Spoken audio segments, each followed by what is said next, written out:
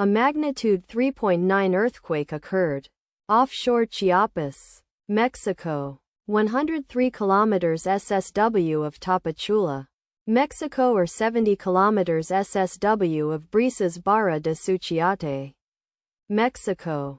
On Thursday, the 31st of July 2025, at 16 hours 37 minutes and 57 seconds local time.